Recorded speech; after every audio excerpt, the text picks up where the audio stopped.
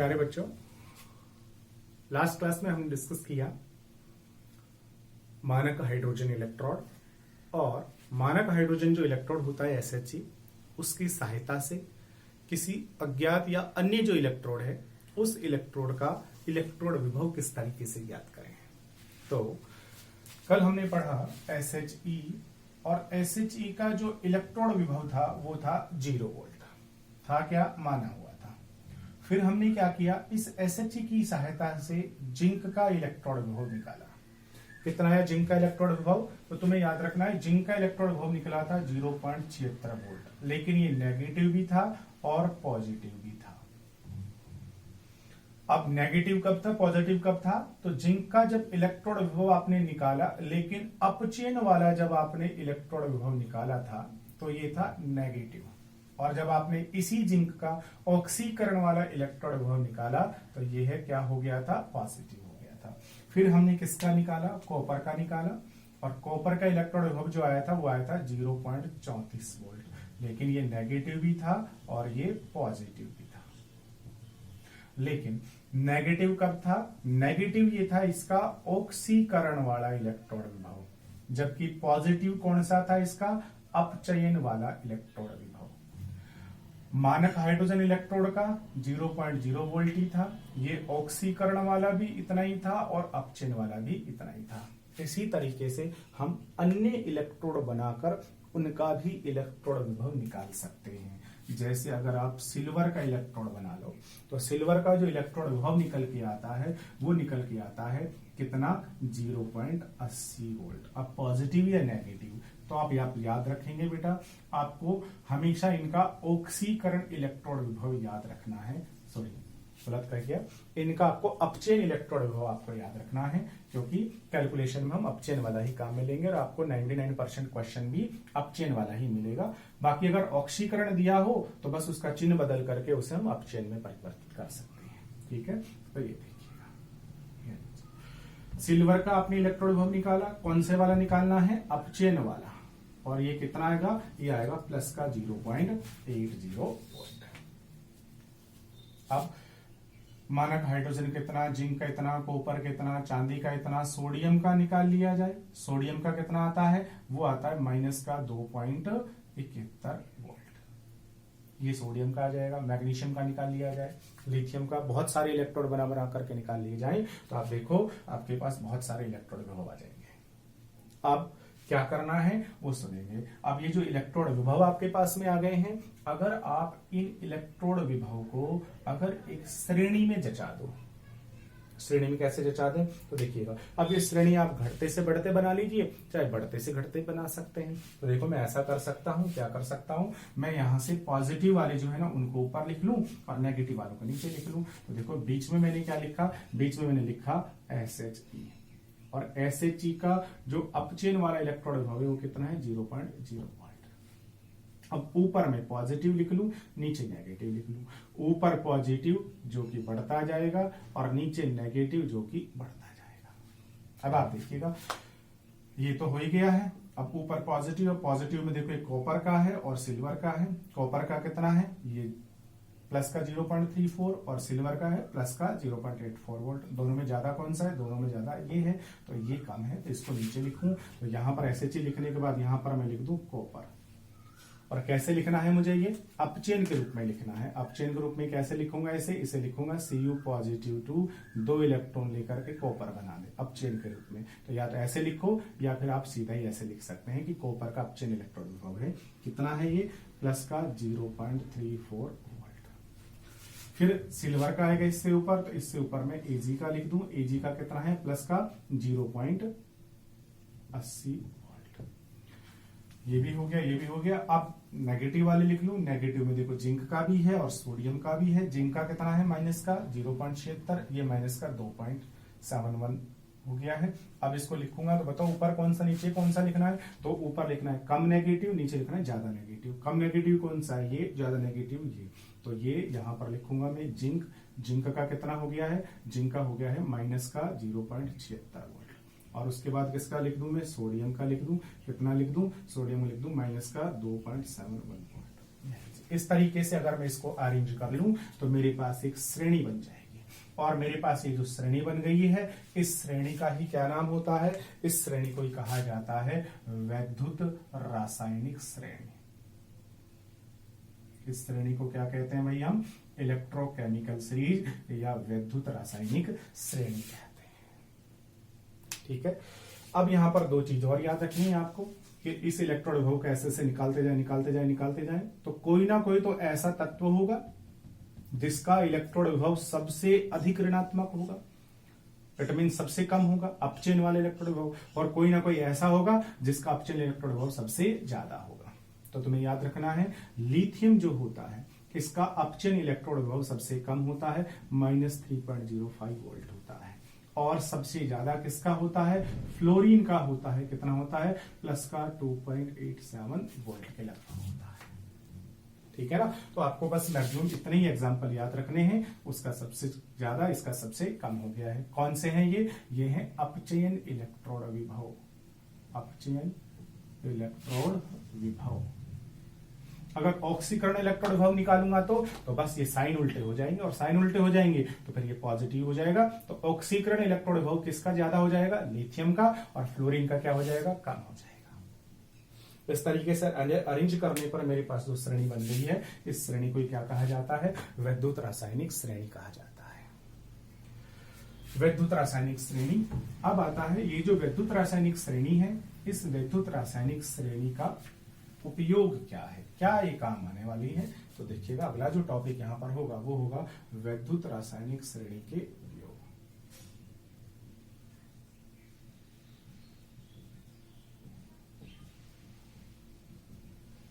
वैद्युत रासायनिक श्रेणी के उपयोग क्या काम आएगी। अगर हम इस श्रेणी को देखें तो देखने के बाद से हम इससे क्या क्या इंफॉर्मेशन ले सकते हैं, क्या क्या ये काम आ सकती है। तो देखो सबसे पहली चीज सुनेंगे, इस वैद्युत रासायनिक श्रेणी के अंदर ऊपर से जैसे जैसे नीचे जा रहे हो वैसे वैसे क्रियाशीलता बढ़ रही है। पहली चीज क्या हो रहा है, ऊपर से नीचे जाने पर क्या बढ़ रही है, इनकी क्रियाशीलता बढ़ रही है। अब अगर आपको पूछा जाए कि बताओ कॉपर और जिंक दोनों में से ज्यादा क्रियाशील धातु कौन सी है, तो ऑब्वियसली ऊपर से नीचे जाने पर क्रियाशीलता बढ़ रही है। तो कॉपर और जिंक में से जिंक ज्यादा क्रियाशील होता है जबकि कॉपर की क्रियाशीलता कम है। अगर जिंक और सोडियम में से पूछा जाए तो आप कहोगे कि सर सोडियम की क्रियाशीलता ज्यादा है जबकि जिंक की क्रियाशीलता कम है। पहली चीज हो गई। दूसरा सबसे इंपॉर्टेंट जो कि आपको काम आने वाली है वो क्या है, वो ये है कि इनमें से जो नीचे वाला होगा, इनमें से जो नीचे वाला होगा, नीचे वाला याद रखना, नीचे वाला हमेशा एनोड बनेगा और ऊपर वाला जो है वो हमेशा क्या बनेगा, कैथोड बनेगा। नीचे वाला हमेशा एनोड बनेगा और ऊपर वाला हमेशा कैथोड बनेगा। देखिएगा अगर आपको कहा जाए कि अगर आपके पास में SHE हो एक और आपके पास में हो जिंक 2, कल याद कीजिए या नेक्स्ट पिछली क्लास में हमने पढ़ा था SHE और उसके साथ में कौन था, जिंक, दोनों को मिलाकर एक सेल बनाया था।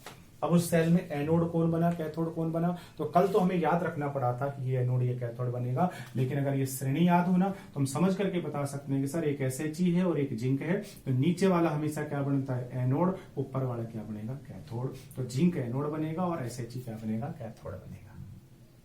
अगर आपके पास में ये इलेक्ट्रोड ना हो करके इलेक्ट्रोड आपके पास में कौन से हो, इलेक्ट्रोड हो आपके पास में ये दोनों Ag और Ce, तो बताइएगा कौन एनोड कौन कैथोड बनने वाला है, तो नीचे वाला बनेगा एनोड। तो अगर आपके पास Ag और कॉपर, अगर इन दोनों इलेक्ट्रॉनों से अगर आप कोई सेल का निर्माण करो तो उस सेल के अंदर आपको कॉपर जो है ये एनोड बनेगा और ये जो Ag है क्या बनेगा, कैथोड बनेगा। ठीक है, आगे कल हमने एक एग्जाम्पल और भी पढ़ा था और उस एग्जाम्पल में हमने सेल बनाया था इन दोनों का मतलब SHE और कॉपर।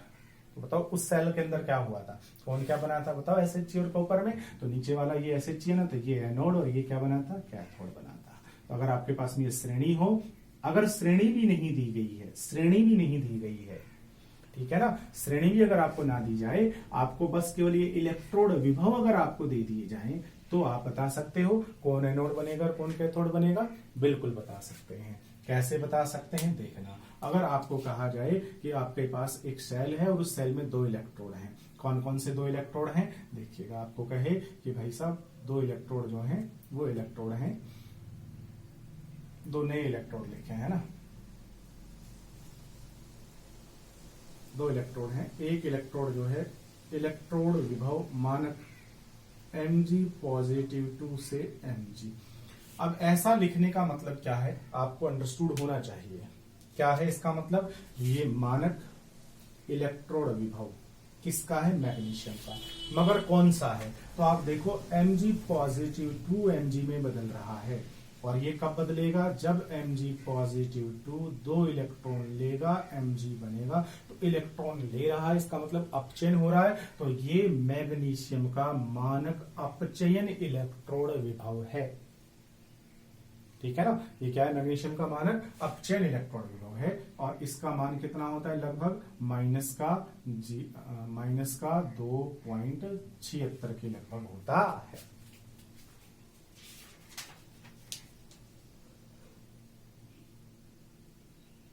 2.37 ठीक है। अब अगर आपको कहे, वो क्या कहता है वो देखिएगा, वो कह दे कि ये मानक इलेक्ट्रोड विभव मानक, और वो कह दे कि सोडियम से सोडियम पॉजिटिव बराबर प्लस का 2.71 वोल्ट। ये आपके पास में कोई सेल हो, एक इलेक्ट्रोड ये और एक इलेक्ट्रोड ये। अब बता दीजिए कौन एनोड बनने वाला है, कौन कैथोड बनने वाला है। तो यहां पर ये तो आपने समझ लिया था, एक बार इसे भी समझ लीजिए। ये आपके पास में इलेक्ट्रोड विभव मानक किसका है, सोडियम का। मगर यहां देखिएगा सोडियम का तो है, लेकिन यहां देखिएगा यहां हमने इसे लिखा किस तरीके से, हमने लिखा है सोडियम Na पॉजिटिव में बदल रहा है। इसका मतलब सोडियम जो है वो Na पॉजिटिव में बदलेगा तो इलेक्ट्रॉन छोड़ना पड़ेगा, और इलेक्ट्रॉन बाहर निकल रहा है, इसका मतलब क्या हुआ, ऑक्सीकरण हुआ। तो यहां सोडियम का जो इलेक्ट्रोड विभव तुम्हें दिया है ये ऑक्सीकरण वाला दिया है। यहां पर अपचयन वाला दिया था, यहां ऑक्सीकरण वाला दिया है। जबकि श्रेणी में हमें केवल एक ही तरीके का मान चाहिए, और कौन सा चाहिए, अपचयन वाला ही काम में लेना है। तो जब आपके पास सोडियम का मानक ऑक्सीकरण इलेक्ट्रोड विभव है, तो बताओ मानक अपचयन इलेक्ट्रोड विभव क्या होगा। तो आप अपनी मर्जी से इसे समझ के लिखेंगे, मानक इलेक्ट्रोड विभव सोडियम का अपचयन वाला। तो इसे अपचयन के रूप में लिखोगे तो Na+ किस में बदलेगा, Na में बदलेगा। मानक अपचयन इलेक्ट्रोड विभव कितना हो जाएगा, तो इसका चिन्ह उल्टा हो जाएगा, 2.71 वोल्ट हो जाएगा। ये लीजिए, तो आपके पास में 2 इलेक्ट्रोड हैं, एक ये मैग्नीशियम का इलेक्ट्रोड और एक ये सोडियम का इलेक्ट्रोड। अगर इन दोनों से मिलाकर के एक सेल बनाऊं तो बता दो एनोड कौन बनेगा, कैथोड कौन बनेगा, बता सकते हैं। तो देखिएगा जब आप इन इलेक्ट्रोड विभव को लिखेंगे तो आपको हमेशा ऐसे याद रखना है, 0 तो हो ही गया हाइड्रोजन का, इधर जाओगे तो प्लस बढ़ाना है और नीचे आओगे तो माइनस बढ़ाना है। माइनस में कम कौन सा, ज्यादा कौन सा, कम ये वाला है। तो माइनस का 2.37 यहाँ आने वाला है जो कि मैग्नीशियम का होगा, और माइनस का 2.71 यहाँ आने वाला है जो कि सोडियम का होगा। अब देखो नीचे वाला क्या बनना है, एनोड, और ऊपर वाला क्या बनना है, कैथोड। तो अगर इन दोनों का हम सेल बनाएं तो उस सेल में सोडियम जो इलेक्ट्रोड है वो किसकी तरह व्यवहार करेगा, एनोड की तरह, और ये किसकी तरह व्यवहार करेगा, कैथोड की तरह। इस तरीके से ये जो आपके पास में वैद्युत रासायनिक श्रेणी है, इस वैद्युत रासायनिक श्रेणी की सहायता से हम ये बता सकते हैं कि कौन एनोड बनेगा और कौन कैथोड की तरह व्यवहार करेगा। दूसरा इसका उपयोग हो गया है। तीसरा उपयोग सुनिएगा, तीसरा हम क्या पता लगा सकते हैं, कोई परेशानी, नीचे वाला एनोड ऊपर वाला कैथोड, एग्जाम में भूल जाओगे, एग्जाम में भूलना नहीं है। बच्चा जो होता है, बच्चा, ठीक है ना, वो ऊपर से नीचे थोड़ी आता है। बच्चा हमेशा क्या करता है, नीचे से ऊपर, मतलब पहले वो छोटी चीजें सीखता है, फिर बड़ी, फिर बड़ी, फिर बड़ी सीखता हुआ जाता है। तो बच्चा नीचे से ऊपर जाता है, तो आपको नीचे से ऊपर जाना है। और जब आप नीचे से ऊपर जाओगे तो आपको ABCD बोलनी पड़ेगी। क्या सिखाते हैं स्कूल में सबसे पहले? जाते ही सबसे पहले A for apple, B for ball सिखाते हैं। तो बच्चा नीचे से ऊपर जाएगा, और नीचे से ऊपर जाएगा तो उसको क्या सीखनी पड़ेगी? ABCD, ए फॉर एनोड और सी फॉर कैथोड। तो याद रखना है, नीचे वाला एनोड, ऊपर वाला क्या बनेगा? कैथोड बनेगा। तो आप जिंदगी में कभी भी नहीं भूलोगे, बच्चा नीचे से ऊपर बढ़ता है। और पहले क्या सीखता है? ABCD, तो नीचे ए और ऊपर क्या आ जाएगा? C आ जाएगा। ठीक है ना? जब हम विलियन वाला पार्ट पढ़ेंगे उसमें उल्टा करेंगे, विलियन वाले पार्ट में A/B करेंगे। ठीक है ना? चलो बात की बातें। तो नीचे वाला कैथोड, ऊपर सॉरी नीचे वाला एनोड, ऊपर वाला कैथोड बन जाएगा। दूसरा इसका उपयोग हो गया है। अब तीसरा उपयोग देखिए। अब देखना, यहां पर मेरे पास में है सोडियम, यहां पर है मेरे पास में सिल्वर। सोडियम क्या बनना चाहेगा? एनोड बनना चाहेगा। तो अगर आपने सोडियम भी रख दिया, सिल्वर भी रख दिया और सोडियम भी रख दिया, तो सोडियम जो है ये क्या बनना चाहेगा? एनोड। और एनोड बनना चाहेगा तो एनोड पर तो क्या होता है? ऑक्सीडेशन, और ऑक्सीडेशन में क्या होता है? इलेक्ट्रॉन आउट होता है। तो सोडियम क्या करेगा? सोडियम अपने आप को ऑक्सीकृत करना चाहेगा, खुद ये ऑक्सीकृत होना चाहेगा, खुद बोलेगा कि यार मैं इलेक्ट्रॉन छोड़ देता हूं और किस में बदल जाता हूं? Na+ में बदल जाता हूं। तो खुद तो ऑक्सीकृत होना चाह रहा है, इलेक्ट्रॉन को छोड़ देगा। अब इस इलेक्ट्रॉन को कौन पकड़ेगा? तो ये इलेक्ट्रॉन किसको पकड़ाने वाला है? ये इस Ag को पकड़ाने वाला है। तो यहां पर क्या होंगे? Ag+ आयन, जिनको ये इलेक्ट्रॉन पकड़ा देगा, और वो किस में परिवर्तित हो जाएगा? Ag में परिवर्तित हो जाएगा। तो देखिएगा यहां ये एनोड बनेगा तो इसका ऑक्सीडेशन होगा तो इलेक्ट्रॉन त्यागेगा। तो मींस ये क्या होगा? ऑक्सीकृत। और अपना इलेक्ट्रॉन वो उस Ag को पकड़ाएगा, जिससे उसका क्या करेगा? अपचयन करेगा। इसका अपचयन होगा, इसका ऑक्सीकरण होगा। तो बहुत आसानी से समझ सकते हैं आप। अगली चीज क्या समझ सकते हैं? नंबर 3, नीचे वाला जो है उस नीचे वाले का होगा ऑक्सीकरण, और ऊपर वाला जो है उस ऊपर वाले का क्या होगा? हमेशा अपचयन। नीचे वाले का ऑक्सीकरण, ऊपर वाले का क्या होगा? अपचयन। अब देखना, जितना आप नीचे जाते जाओगे उतना ही वो प्रबल एनोड बनता जाएगा, उतना ही वो जल्दी इलेक्ट्रॉन छोड़ता जाएगा। इसका मतलब उतना ही वो जल्दी से ऑक्सीकृत होता जाएगा। इसका मतलब वो जल्दी से इलेक्ट्रॉन छोड़ के दूसरे को पकड़ाएगा, अर्थात दूसरे का क्या करेगा? उतनी ही जल्दी अपचयन करेगा।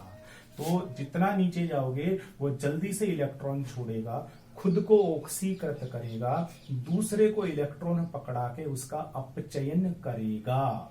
अर्थात अगर जिंक भी हो, सोडियम भी हो और लिथियम भी हो, तो इन तीनों को अगर इस Ag के पास लाके रखा जाए और कहा जाए कि उस Ag का तुम अपचयन करो भाई, इस Ag का अपचयन करने का मतलब Ag को इलेक्ट्रॉन पकड़ाओ भाई, तो बताओ इन तीनों में से सबसे जल्दी इलेक्ट्रॉन कौन पकड़ाने वाला है? तो इन तीनों में सबसे प्रबल एनोड कौन सा है? ये है सबसे प्रबल एनोड। ये खुद ऑक्सीकृत होगा, ये सबसे जल्दी इलेक्ट्रॉन छोड़ेगा, और ये सबसे जल्दी इलेक्ट्रॉन इस Ag को पकड़ाएगा। अर्थात ऊपर से नीचे जैसे जैसे जाते जाओगे वैसे वैसे क्या होता जाएगा? वैसे वैसे इनकी अपचयन करने की पावर, दूसरे को इलेक्ट्रॉन पकड़ाने की पावर बढ़ती जाती है। अर्थात चौथा उपयोग क्या हो गया? हो गया है कि ऊपर से नीचे जाने पर कौन सी प्रकृति बढ़ती जाएगी? अपचायक प्रकृति बढ़ती जाएगी, अपचयन करने की प्रकृति बढ़ती जाती है। अगर पूछा जाए कि सोडियम में और लिथियम दोनों में बताओ प्रबल अपचायक कौन सा है, तो प्रबल अपचायक है ये। जिंक में और सोडियम में प्रबल अपचायक कौन है? ये। अगर कॉपर और Ag हो तो बताओ इनमें प्रबल अपचायक कौन सा है? ये प्रबल अपचायक है। तो बताओ Ag इसको इलेक्ट्रॉन देगा या ये इसको इलेक्ट्रॉन देगा? तो समझ सकते हो, ये उसको इलेक्ट्रॉन देगा, वो इसको इलेक्ट्रॉन नहीं देगा।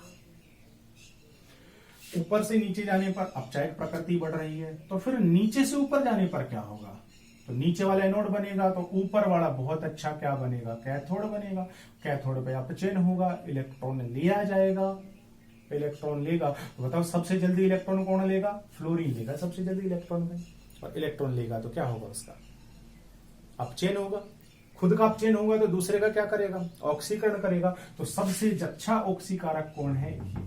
तो जैसे जैसे आप नीचे से ऊपर जाओगे कौन सी प्रकृति बढ़ती जाएगी, ऑक्सीकारक प्रकृति या प्रवृत्ति बढ़ती जाएगी। तो अगली चीज आप लिख सकते हो कि अगर नीचे से ऊपर जाएं, नीचे से ऊपर जाएं तो कौन सी प्रकृति बढ़ती जाती है, ऑक्सीकारक प्रकृति बढ़ती जाती है। ये हो गया है वैद्युत रासायनिक सरणी के कुछ उपयोग। अब इसका एक और महत्वपूर्ण उपयोग, क्या उपयोग है, क्या काम आती है ये सुनिएगा। एक और महत्वपूर्ण,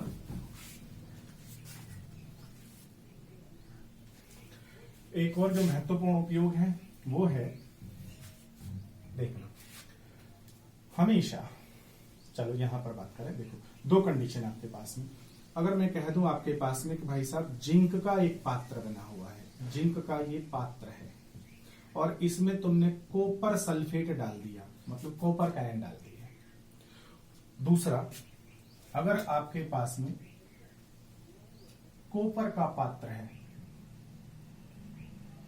और इसमें तुमने जिंक के आयन डाल दिए, तो बताइएगा किसको किसके पात्र में रखा जा सकता है। जिंक को कॉपर के पात्र में रख सकते हैं या कॉपर के पात्र में जिंक को रख सकते हैं।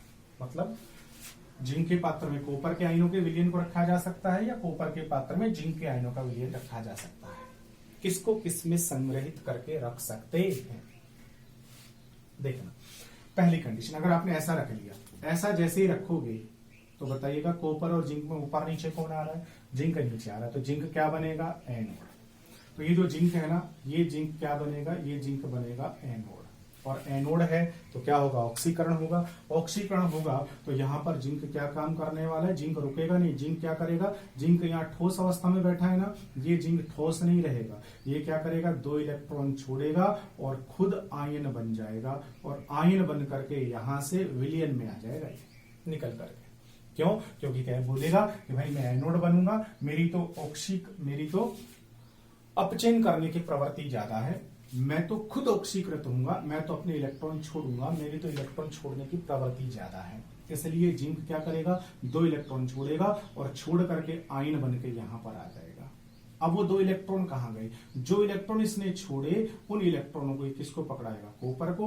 तो कॉपर क्या काम करेगा, 2 इलेक्ट्रॉन लेगा और दोनों लेते हैं उदासीन हो जाएगा। उदासीन होकर के कैसा हो जाएगा, ठोस। और ठोस हो जाएगा तो ये कहां पर बैठ जाएगा, नीचे बैठ जाएगा।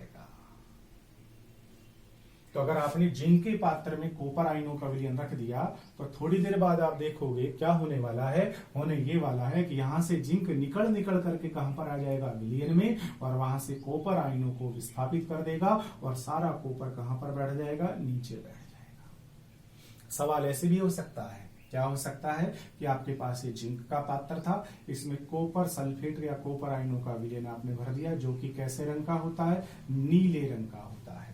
अब थोड़ी देर बाद क्या होगा, इसका जो नीला रंग है वो धीरे धीरे क्या होता चला जाएगा, गायब होता चला जाएगा। क्या आप बता सकते हो क्यों गायब हो जाएगा? बिल्कुल, क्योंकि जिंक निकल करके कहां पर आ जाएगा, विलयन में, और इस कॉपर को कहां पर उठा देगा, नीचे उठा देगा। ठीक है, लेकिन अगर आपने कॉपर के पात्र के अंदर अगर जिंक का आयनों का विलयन रखा है तो क्या होगा, तो देखो, तो यहां से क्या होगा, यहां से जिंक क्या बनेगा, एनोड। एनोड बनेगा क्या होगा, ऑक्सीकरण होगा। लेकिन यहां जो जिंक है वो तो पहले से ही ऑक्सीकृत है, और ऑक्सीकृत क्या होगा, 2 इलेक्ट्रॉन पहले से छोड़ के बैठा है और इलेक्ट्रॉन छोड़ेगा ही नहीं। कॉपर का क्या होगा, अपचयन, लेकिन कॉपर तो यहाँ अपने आप ही अपचयित है और इलेक्ट्रॉन लेगा ही नहीं है, तो खुद ही उदासीन बनकर बैठा है, इलेक्ट्रॉन लेकर के बैठा हुआ है। तो यहां पर कोई रासायनिक क्रिया संपन्न नहीं होगी, जबकि यहां पर रासायनिक क्रिया संपन्न होने लग जाएगी। तो इसका मतलब हुआ कि बताओ किसको किसमें संग्रहित करके रखा जा सकता है, किसको किसमें संग्रहित करके रखा जा सकता है। तो आपको याद रखना है हमेशा ऊपर वाले के पात्र में। हमारे पास तो बहुत सारी चीजें हैं भाई, सारी की सारी चीजें तो उस ऊपर वाले के हाथ में है। तो ऊपर वाले के पात्र में, पात्र हमेशा ऊपर वाले का होना चाहिए और उस पात्र में नीचे वाले का विलयन रखा जा सकता है। अगला, उपयोग हो गया इसका नंबर 5वां। किसका उपयोग हो गया है? इस वैद्युत रासायनिक श्रेणी का उपयोग हो गया है कि जो नीचे वाला जो है उसका विलयन किस में रखा जा सकता है? ऊपर वाले के पात्र में रखा जा सकता है, लेकिन उल्टा नहीं हो सकता। ऊपर वाले का विलयन नीचे वाले के पात्र में नहीं आ सकता भाई, ऊपर वाले का विलयन नीचे वाले के पात्र में नहीं आ सकता। अभी कोलकाता में, ओडिशा में अम्फान तूफान आया हुआ है, ऊपर वाले का विलयन आया हुआ है भाई, नीचे हम नहीं रख सकते, सारा तहस नहस हो जाएगा, याद रखना है, ठीक है ना। नीचे वाले का विलयन ऊपर वाले के पात्र में आ सकता है, सब कुछ ऊपर वाले के हाथ में है, तो ऊपर वाले के पात्र में नीचे वाले का विलयन आ सकता है, रखा जा सकता है, लेकिन ऊपर वाले का विलयन नीचे वाले के पात्र में नहीं रखा जा सकता, ठीक है ना। तो इससे आपके बहुत सारे क्वेश्चन जो है वो सॉल्व हो जाएंगे। तो मेजर 2 यहाँ पर एप्लीकेशन आपको याद रखने हैं कि एक तो एनोड कौन बनेगा, कैथोड कौन बनेगा, तो नीचे वाला एनोड ऊपर वाला कैथोड बनेगा। दूसरा, उसको मैंने याद करने का तरीका आपको बता दिया, कंफ्यूजन नहीं होगा, फिर भूल जाओगे एग्जाम टाइम में सारा एनोड कौन सा कैथोड कौन सा, नीचे से चलना है, छोटा बच्चा नीचे से ऊपर बढ़ेगा, ठीक है ना। तो पहले ABCD सीखेगा, तो नीचे वाला ए, ऊपर वाला B, C, नीचे वाला एनोड, ऊपर वाला कैथोड। दूसरा, किसका विलयन कौन से पात्र में रखा जाएगा, तो आपको याद रखना है यहां से कि नीचे वाले का विलयन ऊपर वाले के पात्र में आ सकता है। ऊपर वाला वो भगवान, उसका पात्र बहुत बड़ा है, सब कुछ उसके पास ही है, नीचे वाले का विलयन उसके पात्र में आ सकता है, मगर उसका विलयन नीचे वाले के पात्र में नहीं आ सकता, ठीक है। ये हो गया है वैद्युत रासायनिक श्रेणी के उपयोग और वैद्युत रासायनिक श्रेणी।